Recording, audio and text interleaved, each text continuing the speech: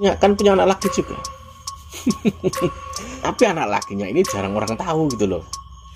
Sayangnya di situ.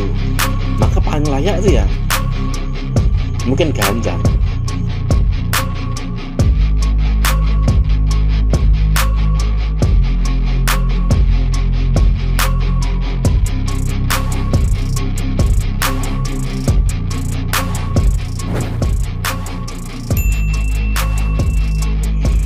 Assalamualaikum, selamat malam. Sudah 1 hari 2 hari saya bisa dibilang apa ya, gak buat video.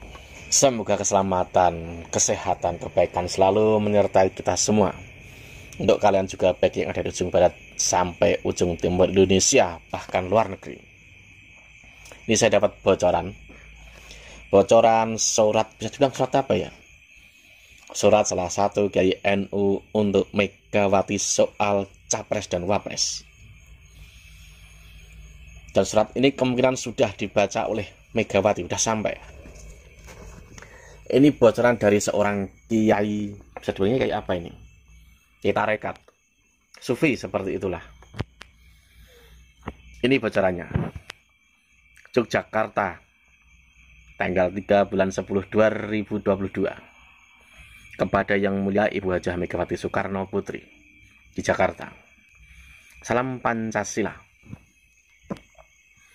Sebagaimana telah kita ketahui, secara kelembagaan hanya tinggal 2 yang masih 100% tegak lurus, konsisten, ikhlas, tak ragu terhadap Pancasila NKRI Bhinneka Tunggal Ika, yaitu PDIP dan PBNU. Yang lain tak ragu bersikap pragmatis. Pilpres 2024 wajib dimenangkan oleh PDIP plus PBNU sebagai penguatan fondasi ideologi Pancasila. Saya menginginkan Mbak Puan menjadi Presiden RI. Realitas sosial kultural hingga 2024 belum meyakinkan untuk hal itu. Insya Allah mulai 2029, saat tepat terwujudnya keinginan saya tersebut,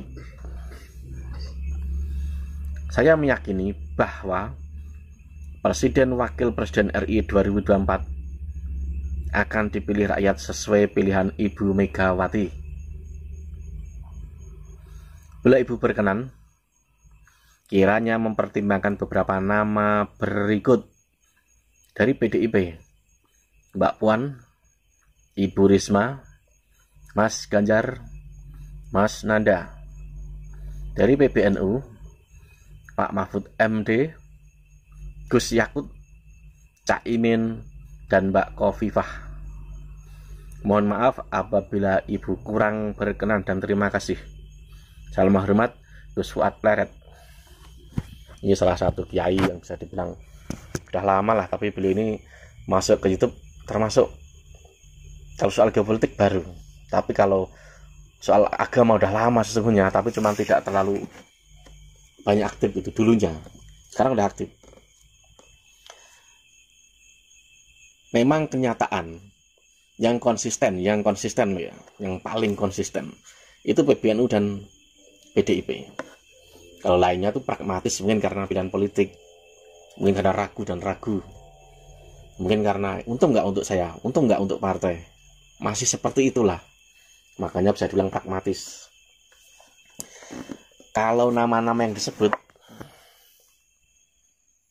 ini bisa dibilang PDIP, Mbak Puan itu Puan Maharani. Kalau Risma itu ya Risma, Ganjar Pranowo. Nah ini yang orang-orang tahu, Mas Nanda. Nanda ini kalau saya kira ini kakaknya Puan Maharani, anaknya Megawati dengan suami yang terdahulu. Bukan Taufiki Mas, bukan. Suami yang terdahulu seorang tentara atau apa kalau nggak salah, atau polisi, kurang paham soal itu. Dan Nanda ini bisa dibilang di kaum marahin, dia ini dianggap titisan Soekarno. Bahkan dia banyak membuat konsep-konsep pidatonya Megawati itu ya orang ini. Orang ini aktif di PDIP. tapi dia bisa dibilang banyak main di belakang layar. Jadi semua hal tentang Marhain, tentang Soekarno dia sangat memahami. Bahkan dia dianggap sebagai orang yang paling cocok untuk menggantikan Megawati. Kalau dari PBNU ini ada Pak Mahfud MD, cocok juga. Gus Yakut cocok juga. Cuman untuk Gus Yakut ini pamornya kalau dia tarik untuk NU lebih kuat. Tapi Gus Yakut ini punya pamor seakan-akan orang-orang yang anti Gus Dur itu terlalu menyamakan seakan-akan ini layak diserang. Padahal Gus Yakut itu menteri agama yang bisa bilang paling berprestasi loh. Haji kemarin kan di off. Karena apa? Karena corona. Pembukaan kemarin itu semua pelayanan, semua hal itu dirubah oleh Gus Yakut.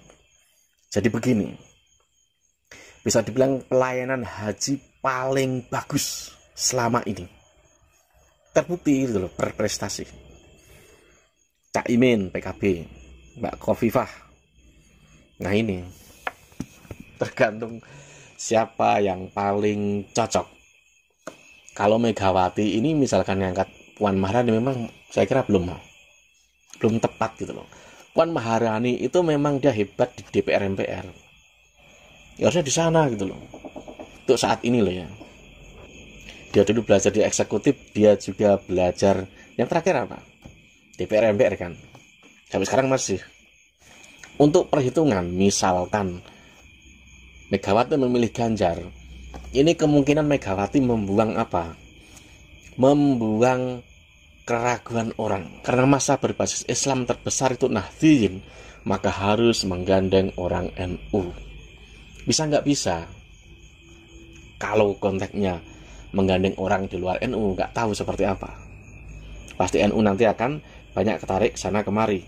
Tapi kalau berani gandeng orang NU yang dia punya kekuatan besar di NU, maka gerbong yang paling besar ini akan ketarik.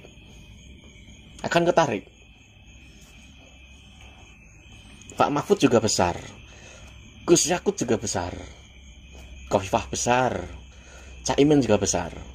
Tapi nggak tahu kenapa feeling saya di antara itu ada plus, ada minus, ada plus, ada minus. Kalau misal seperti Gus Yakut, dia ini punya pamor yang kuat, lebih kuat, bahkan bisa dibilang dia ini paling kuat. Tapi ya itu, dia punya nilai yang bisa dibilang riskan.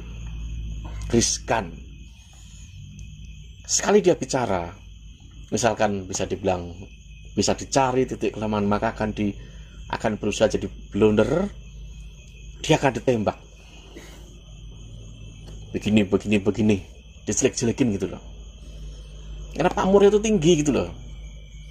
Kalau Pak Mahfud MD, dia minusnya seperti itu tidak ada, lebih minus. Tapi untuk pamor narik orang NU masih kuat Gus Yakut. Ini soal komunikasi saja sesungguhnya, perbedaannya di situ. Kalau Megawati ini melepas Ganjar, udah nilainya jadi apa? 50-50. Tapi kalau berani ngangkat Ganjar, nilainya bisa gitu loh. Kalau Ganjar nggak ditarik, peluangnya begini-begini. Nggak tahu kenapa Ganjar ini bisa dibilang punya apa ya, citra atau aura apalah, beda lah gitu loh. Ya karena itu, karena Ganjar ini orang lihatnya, kalau melihat Ganjar melihat Jokowi, seperti itu. Dan surat ini yang bikin kalau nggak salah Gus Fuad Pleret. Ini paling tidak sebagai apa ya, masukan, atau bisa dibilang namanya Kiai NU itu, jika dia tuh menulis surat atau apalah, pasti tidak asal. Kiai NU itu sukanya apa? Istikharah. Sukanya apa? Analisisnya itu tajam. Sebelum ngirim ini pasti juga ada dipikir A, B, C, secara logis, secara spiritual, seperti itu. Intinya jangan berpikir, saya ini udah tua, udah sepuh, lalu siapa yang melanjutkan? Ya, kan punya anak laki juga. Tapi anak lakinya ini jarang orang tahu gitu loh. Sayangnya di situ. Maka paling layak itu ya mungkin Ganjar, karena dia udah namanya udah melambung lah, seperti itu. Oke, sampai sini. Kalau peluang Anies gimana? Apakah PDIP akan melirik Anies? Saya kira nggak akan lah, karena PDIP itu, walaupun PDIP itu nasionalis, bahkan dia tuh dibully, bisa dibilang wah musik orang Islam kata siapa, PDIP pemilihnya terbesar tuh orang Islam loh, jangan salah. Kalau kita berpikir seperti isu-isu opini itu, waduh, kita kemakan hoaxnya politik, kita kemakan hoaxnya isu-isu politik hanya untuk menjatuhkan. Oke, sampai sini, selamat malam. Jai dulu.